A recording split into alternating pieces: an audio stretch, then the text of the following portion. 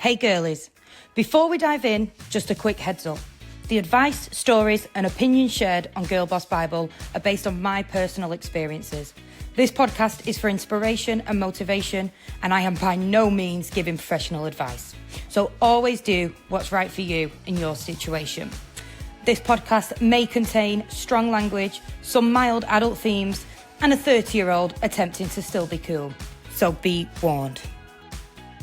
Hi, I'm Katy, and welcome back to Girlboss Bible. This is a space for honest conversations about life, goals, confidence, and navigating adulthood, especially when you don't have all the answers yet. We talk real life stories and achievable outcomes, and this podcast should also act as a reminder that you're doing better than you think. So, welcome back. Welcome back to another episode of Girlboss Bible. You've got me solo today. I'm on my own, and we are going to cover interviews and interview technique. So I did a poll recently on Instagram. This was got the most votes for what to do for the next episode. I think interviews are so different and also very difficult, and they go through like a big range of styles depending on what type of role you're going for. I do a lot of interviews at work now, like interview a lot of people. I worked in recruitment for some time, so I feel like that's given me some really good knowledge and understanding of how to perform in interviews, what people look for, what I used to look for, because I used to also like interview the candidates before I put them forward for a role. I think it's really, I've got some, I feel like I've got some really good tips, and I know exactly what I look out for when I interview. Everyone that I've hired has always been really successful, and I've been really happy with them. So I hope that this will be useful, especially if you're going for another job. But otherwise this week. But let's get started, shall we? So I've got 5. Let's get started, shall we? I've got 5 tips which we're going to go through, and we'll delve into each one. So the first one is first impressions count, and I cannot tell you this more than anything. The first thing, my biggest pet peeve in the world is being late for an interview. If somebody is late, I'm like 95% not going to hire him, and I'm not even joking. Like, that to me is just a non-negotiable. I don't care how much traffic you've been in. I don't care what's happened to your train. I don't care. That to me is the worst thing you can do. Do not be late, and don't be too early. So what I do, if I was going for an interview, I would get there maybe 30 to 40 minutes beforehand. Scope out the place, get the train, or if I'm getting like public transport or driving or whatever, get my car parking space, get the train, whatever, get there, walk to the office where you're going for your interview, find the front door about 40 to 30 minutes before, minimum. More if you want. An hour before is also not the end of the world. Then I would leave there, go and have a coffee somewhere nearby or something like that. Scope out the area whilst you're doing that, because if you're going to work there, you want to scope out the area anyway and see like, oh, where's the lunch spots, where's this, where's that. So scope out the area, have a coffee, and then make sure you arrive between 5 to 10 minutes before the interview. Don't be getting there more than 10 minutes earlier. That also pisses me off, because then they have to sit awkwardly in the office, and I think you've got to be able to show that you've got that nous and that intelligence to manage your time and arrive at the perfect time before. That to me is the perfect time. Also, answer the door, first impressions, big smile, hi, nice handshake, go straight in for the handshake. Lovely to meet you. Thanks for meeting with me. Compliment the office, love the area, love the office, whatever. I mean, unless it's a shithole, then not right. You probably won't want to work there. But that first impression is so important. Walk, like I say, big smiles. Hi, lovely to meet you. Thanks for having me. If they offer you a drink, always have a water, because you never know, you might need it. But water's lovely. Don't trouble them for a coffee or a tea, for God's sake. That also pisses me off. Not joking. It doesn't that bad, but always get a water, and you can also have a sip of it. I mean, there's that age-old trick that if you're trying to think of an answer, you can always have a sip of your water whilst thinking of your answer. So be on time, big smiles, etc. Number 2, dress nice, for God's sake. This also royally pisses me off. Alongside being late, if anybody rocks up to an interview with me in trainers, nah, gone. I don't need it in my life, not for an interview. Not get me wrong, we wear trainers in the office and stuff, but I'm sorry, no, you need to come best dressed. However, I will counter that. So there is certain companies, certain jobs, certain cultures and certain offices that might have a very, very relaxed feel. And sometimes it's best to then not turn up too overdressed. So it's a bit of a fine line. I'd say 8 out of 10 companies are expecting you to turn up dressed formally. Again, nowadays, you don't need full suit and tie for a standard office job. If you are going for like a bank or something really high up, look you fucking best. Get to Marks and Spencer's, get to Next, get yourself a nice 2-piece for a woman. I'm absolutely loving matching 2-pieces, like with a waistcoat and pants at the minute. I'm doing a workshop on Thursday. I'm doing my first workshop with all the girls here, and I think I'm gonna wear a striped 2-piece for that because it's lovely. And well, yeah, that's what I'm gonna do. Now, yeah, so back to what to wear. So, yeah, I wouldn't wear trainers. If you're not comfortable in high heels, don't wear high heels, but I generally do wear a small heel at least.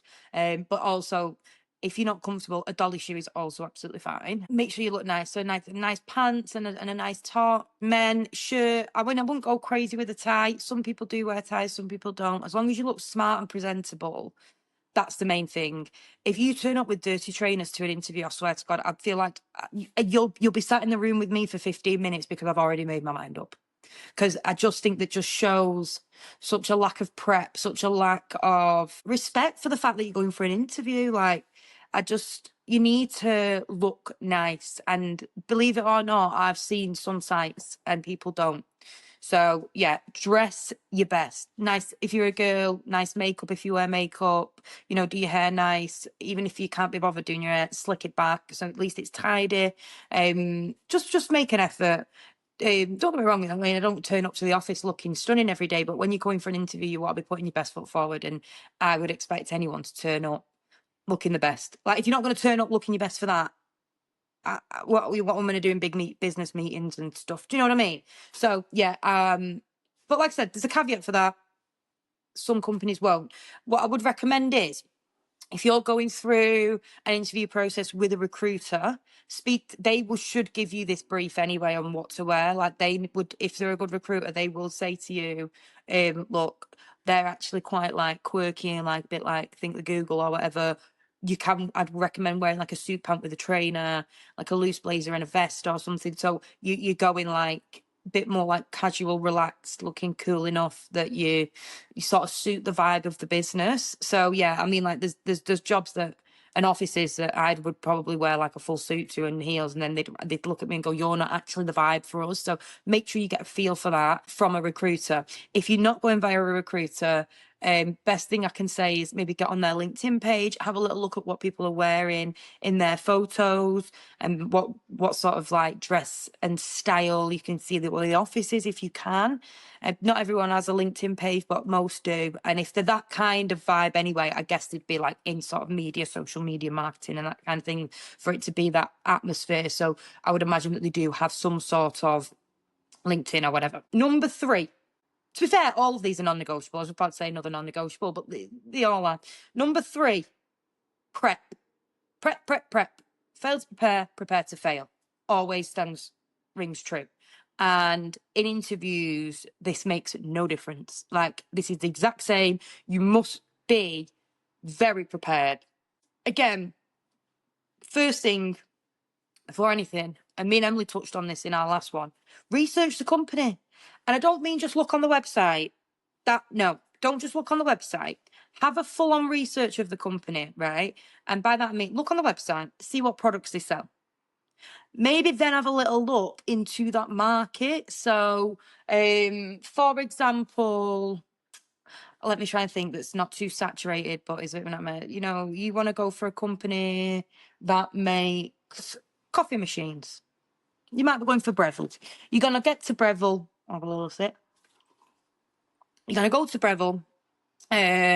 So you have a look at the competition. Have a look at, see if you can figure out their market share.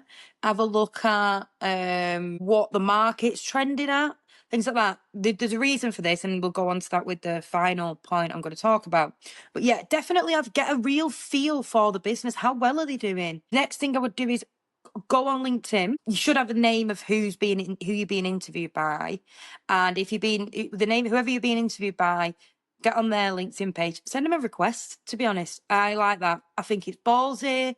I think it lets them see you. You're saying, "Look at me, hello, here I am. Look at my LinkedIn page," and your LinkedIn will make sure it's good. Do you know what I mean? Make sure you have got a decent LinkedIn, a nice photo on there.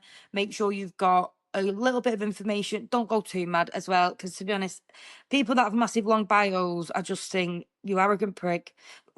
There's just no need for it. Don't go mental. Little summary is nice, what you do, who you work for, and things like that. But I mean, I've seen some stuff on there, and I just see you. What a knob! What a knob! But yeah, a little bit of a summary is nice. Make sure your work experience is all on there. If you get any recommendations on there, also good. LinkedIn's a funny one, really, because especially now, it's basically just ChatGPT in posts, to be honest, from what I'm seeing. And I'm guilty of it as well. So it's just ChatGPT in posts, and it's just ChatGPT having a conversation with each other, which is quite funny. But it is really good to profile someone and get a good idea about it. If someone's did this to me before, where they was coming for an interview with myself, found me on LinkedIn, connected with me, and then during our interview started talking about, "Oh, well, you went to Leeds Uni and you did it," and I thought, love that. So highly recommend that. Get to know them, because also if you've got anything in common with them from what you can see on their LinkedIn, amazing. So yeah, research the company and research the person that you're being interviewed by as step one of your prep. Step two, examples. Make sure you have rehearsed and understood and can really think about examples where you've demonstrated X. Now, when I first started out in the workplace, I remember finding this really difficult, because I kept thinking, well, I've got no examples. What do you mean example? I mean, I've never had a job. And I used to, well, I had worked in the salon, so I had to think about examples from the salon. Now, look, I don't think anybody should ever lie. But if you can find something that you can sort of link to like a competency, so I don't know, leadership, organizational skills, things like that. Just think of an example that's true, and then you can just elaborate on it a little bit and spruce it up a tiny bit. For example, if it was organisation, then you could talk about your studies. So I have to make sure that my day's organised. I plan out X, Y, and Z hours. I make sure I do this amount of studying. I make sure it's written in my diary. I make sure that I do X amount of chapters a day. This is how I organise myself. I do myself a 4-week study plan, whatever. That shows great organisation skills. If you are already in a job and you have got examples from real work, great.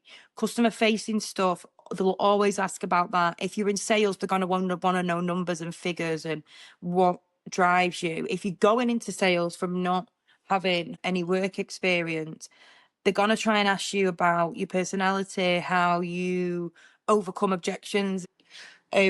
How confident are you with speaking to people? Are you sociable? Things like that. So come up with examples. A good thing, I mean, I bet ChatGPT is good at this. I've not actually done it myself, but if you were to ask the standard competency-based questions, Google them and come up with examples of them. Now, in the next point, we'll cover them in a little bit more depth as well. Now, my final point on the prep, know your CV. Okay, so the 3 major prep: research the company, come up with examples, know your CV. So know your CV as in, if they ask you a question about something on your CV and you do not know the answer to it, you look at it. You need to know what you've written in there. If you've just asked ChatGPT to do it, or you've got AI to make your CV and you do not know what's on it and you don't know what it's saying, and it'll go, because for example, it might say, Might put something like, I don't know, cold call clientele and generate leads. Lovely. Airy fairy, a load of bullshit. They're gonna say, what does that actually mean? So like, what was you actually doing to generate leads and cold call clientele? What does that actually mean? They might ask you that. What was you actually doing in your day to day? And if that's the case, and you don't know what you've written on there, and you think, fuck, I don't know what I meant by that. No, not good. So make sure you know what you mean on all the topics on your CV. And if they're going to ask you a question about it, you know how to answer it and you know exactly what you was doing task wise in that section. So yeah, on the topic of CV, a little bit of a digression. Again, I mean, this might not, this might just be my personal preference, but CVs that are all laid out in all different mad formats and all these, like you got a little side section with all your shit, and I just say, oh fuck me, I hate it. I just say it looks dead arrogant, and I just don't like it. Professional, clean, black and white's fine. Don't be having it all in blue and different colours with a photo of yourself on there. Also, no need. Make sure it's all in black, like black and white's fine.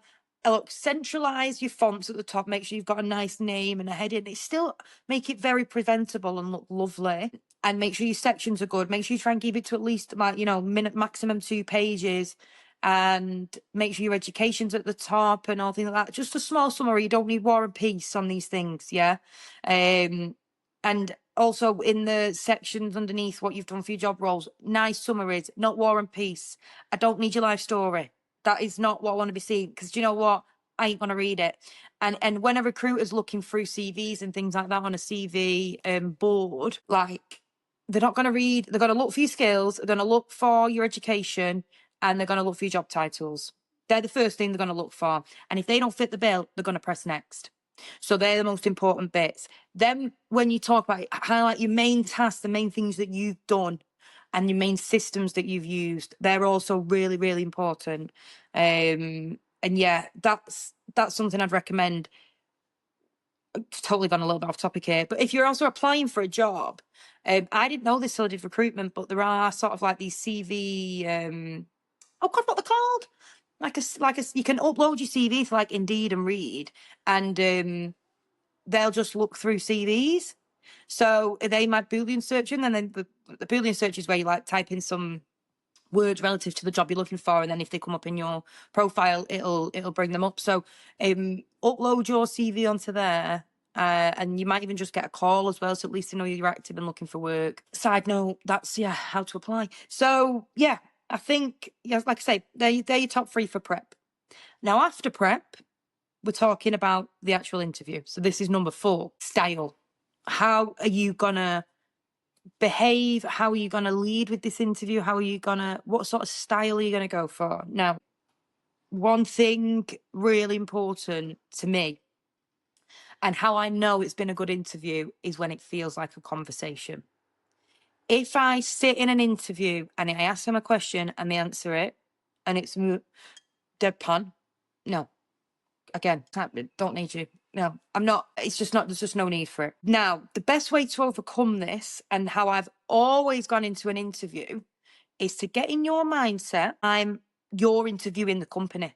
Yeah. So get in your mindset, you're actually going interviewing the company because you're, as much as you want that job, you also need to make sure that the company's right for you. So you need to make sure that it's not a one-way thing, this interview. It's a two-way street. You're interviewing them and they're interviewing you. You want to find out if the company's a good fit for you and the company want to find out if you're a good fit for them. So make sure you're going in and doing it as an interview to interview. So you're both interviewing each other. Ask them questions. If they ask you a question and you explain something, talk about it, you can add a question on the end. Oh, yeah. So, and how does that work here then? So say, for example, they ask you, I'll give an accounting thing. So it says here that you did credit control, Katy. What did that entail? Well, every day I normally had to get up our list and then I would call through all the customers that are overdue for payment. We'd have them in levels 1 to 5. And if they get stuck on if they got to level 3, I'll have to put the customer on stop. Do you have a similar setup here? How does it work here? straight away, ask them a question off the bat. Starts becoming a conversation, and then they'll tell you how that works there, and you go, oh, I actually really love the way you do that. That sounds really good. Or you might think, well, do you know what? I could bring with me the knowledge I have of doing it like this. That makes sense. I know I'm like kind of talking a little bit in riddles there, but yeah, like I say, the conversation might go, oh, well, we don't call customers. We just send out emails. Oh, right. And how successful are you with getting the money back with that? Yeah, we're quite successful, but we don't do very well at it. Oh, well, do you know what? If I was to be successful in this role, then maybe we could implement a new process where we do call the customers. Oh, that could be great. Yeah, and getting all the money. That's how the conversation could go. And then you start flowing with the interviewer. You get a bit of like chemistry, you get bouncing with them. They're the best ones for me. I hate short answers as well. So if I say, so it says that you did credit control, go back to this singing example. It says that you did credit control, Katy. How well, what does that entail? Yeah, I just used to call the customers and chase them for money. Get out. Next. Thank you. Next. There's no need for that. Like, short answers, grim. I need people to really elaborate. I don't want awkward silences. And I don't actually ask that many questions in interviews. So if it's a short interview with me, it's not a good time. As in, and by short, I mean 15 minutes, because I tend to try and keep them to like 30, because look, at the end of the day, that first impression tells me a lot of already what I need to know. If you come looking correct and you come on time and you're chirpy, you're friendly, you're smiley, you're chatty, great. If in your prep, I can see that you've really researched the company, you've given really good examples, and you know your bits on your CV, again, that tells me a lot I need to know about the kind of person I want to hire. Because your actual skills, I can teach that. So it's fine. And then if you're making into a conversation, then I'm sitting there all of a sudden thinking, this is someone I can work with. This is great. So yeah, on the style bit, number 4, make sure you can try and make a conversation out of it. Make sure it's back and forth. Ask questions throughout and off the back of things that you're talking about. Be curious all the time when they're asking you a question. And then introduce your personal life as well. So how you do this, again, is difficult. I don't want you to sit there, start going, oh, I love this, I love that, da, da, da, da. Try and weave it in somehow. It could be like, go back to the credit control example again. So how do you go about calling people? Oh yeah, well, I just dial them up on the phone. Generally, I'm pretty confident on the phone. I have no issue talking to people. I have quite a nice social life and stuff. So I'm quite confident because, I have a different range of friends outside of work, and I'm able to speak to lots of different people, whatever. I mean, that's not the best example in the world, but I'm just trying to show you how you can link it into things without going in, oh, I love football, I love this, da, da, da. Yeah, not bothered about that. I do ask people sometimes what they like in the personal life. So again, make sure you've got a little hobby or something other than just socializing with friends. It was great because I used to run a women's football team. I used to play football. So that's always a really good answer is, oh yeah, I play football. That's a really good one. And people are always like, oh, super interested. What football team do you support? Then you can start having a conversation with them. Always brings a little bit of banter, which I always find really good. But yeah, make sure your style is, the best style is just flow. And try and get it to flow. Try and make it a conversation. And to be honest, if you're being interviewed by someone and you're that kind of like talkative, nice person anyway, and you want your manager to be someone you get on with. If you're being interviewed by someone and you're trying to make it flow and they're just trying to be a dick, do you want to work for them anyway? I don't know.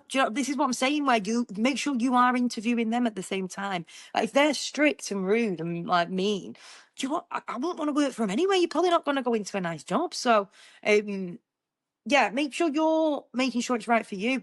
And that mentality will hopefully give you a little bit more confidence going in. You walk in, head held high, thinking, let's see what you're about, rather than, seeing what you're about. But obviously still impressed, don't go in cocky and stuff either. Sorry, I appreciate there's a lot of caveats here to what I'm saying, but it's about getting that balance right. And then when you have a perfect interview with someone, it feels amazing. My last one, my last topic, questions, asking questions. So we've talked about that in the flow of the interview. Make sure you're giving questions and asking back. But Now, the questions that you ask at the end, because we'll go, have you got any questions for me? Firstly, hopefully, you've asked a lot throughout the interview, and you can say, I think you've already answered quite a lot of them already, but some things to really ask. First one people always ask me is, what do you like about working there? And I think, no, it's just such a basic bitch question. Look, I like it. I do like it as a question because culture is really, really important to me. Culture is the most important thing when picking somewhere to work. And I do a lot of work on culture in our office now. And it's my passion. If I was going to go and interview for another company now and the culture looked a bit shit, I'd need to understand the culture. So that question is great, but I would rephrase it rather than saying, what do you like about working here? If, for example, if you'd looked on their LinkedIn before, you can see they've been there 4 years. You can be like, what is it? You know, I can see you've been with the business already for 4 years. What do you love about the business? That then you've asking the same question. And you've literally asked the same question at the end of it, but you've also shown a little bit of something else. Or I've seen you on LinkedIn. I've seen that you've been with the business for this long. Or, you know, let's go back to the coffee example. You know, I can see you working for Breville now, but you was at Nespresso 10 years ago. Now you've been at Breville for 10 years. What's kept you at Breville? What's so much better about Breville than at Nespresso, for example? Something like that. So it shows that you're taking an interest in the business. It shows that you're taking an interest in the market and the person. And you're asking the same question, but without going, what do you like about working here? Like, crap. Another question you can ask as well is if you want to come across as like intelligent or clever or trying to understand a little bit that you should even say something like, I've been trying to do a bit of research and figure out who your biggest competitors are and things like that, but I couldn't really get, and you can be honest, you can be like, I've researched this, but I couldn't find this out. I couldn't really understand it. Could you let me know a little bit more about what the market's like and what are your actual struggles on the day to day or things like that? Other questions, so that's questions about the business. You can even ask about like, how did you guys get through COVID? What's been like what have you been having to do to sort of reinvent yourselves? Have you, what are the biggest challenges that you think you're going to face in the next 5 years in this market? What's the challenge at the main focus at the moment? Things like that. Yeah. And then, the other questions to ask is about the job. Now, hopefully you've covered this throughout. If you've not, you could be like, so I understand that the role's pretty, so this might be a question, by the way. So you could say this, I understand that the role's pretty similar to the role that I'm doing now, but I'd just love to understand a little bit more what a day-to-day would look like. What would be the typical 9 to 5 of this role? And then they'll say, well, you come in, set up your desk, you might log the banking, make your credit control call, I'll tell you what your day is. Perfect. Or you could say, what would the first 3 months for me look like in this role? What's the onboarding process like? What would be expected of me? You could ask them, what would you be expecting of me in the first 3 months of this role? How quickly do you expect me to be onboarded? Things like that. All of them are really good questions. And also it gives they're questions that you need to know about this job. Like, are they going to say to you the first 6 months are fucking hell and you're going to have to come in, I want X, Y, and Z, expect like crazy. What are the targets? What are the KPIs? What you measured on? Things like that. So ask all of those questions. Don't just ask, what do you love about working here? And that's your last question at the end. No. Ask a range. Don't ask loads though. I'm sorry. I appreciate every time I'm saying something, I'm like, do that, but don't do that. No, ask a decent amount of questions, maybe 2 or 3, and hopefully they give you a nice answer and you can just, again, create into a bit of a conversation. But yeah, I think they're my top tips.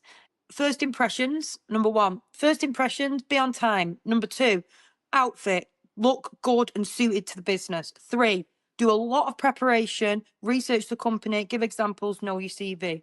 4, make sure the style of the interview is to how you want it and you can try and command it. Make sure you're doing a bit of a nice flow amongst each other. And 5, make sure you've got some really good questions prepared and you ask them at the end. So yeah, they're my top tips for interview. I hope that's been useful. I do think they're pretty good, to be honest. I'm not going to blow my own trumpet, but yeah, I think they're the best ways to do it. And just try and not be nervous, go in comfortable. Like I say, if you go in with the attitude of I'm interviewing you, It actually does really help you calm your nerves. And as long as you know your stuff, it shouldn't be a problem. No, most interviewers are not mean people, and they're not trying to catch you out. They're trying to get the most and understand, are you the right fit? So they're not trying to catch you out. They're just trying to delve deeper and understand what you know and what you can do more. Because even if you're lacking some stuff, it's also fine. Don't lie and pretend you know stuff when you do. That's the worst. All they're trying to figure out is, what do they need to train you in, and what are you going to bring to the table? And it might be that they have to train you in some stuff, and that's fine. And most places will be, if the personalities are fit, or if that's fit, that's also fine. So don't stress if you've not got all the skills, but be upfront and honest about it. Say, I would love to be able to have some training on that. That's probably where I'm lacking. Would that be something that be provided with this role? Things like that. All of it's fine. Don't stress about it. Go in confident, smiling, happy, friendly, look your best, be on time, get the job. But yeah, hopefully it's been helpful. I can do one on applying for jobs and how to search for jobs, things like that as well. If there's anything else on jobs you want to know about, let me know. I do a lot of interviews and I interview a lot of people, so think I'm pretty clued up. But yeah, thanks for listening. We'll do another poll soon. We'll do some more topics for my solo ones. And yeah, hopefully this has been useful. If it has, please comment, please like, subscribe, share with anybody that you know is potentially going for an interview soon. And yeah, thank you very much and have a lovely day. Bye.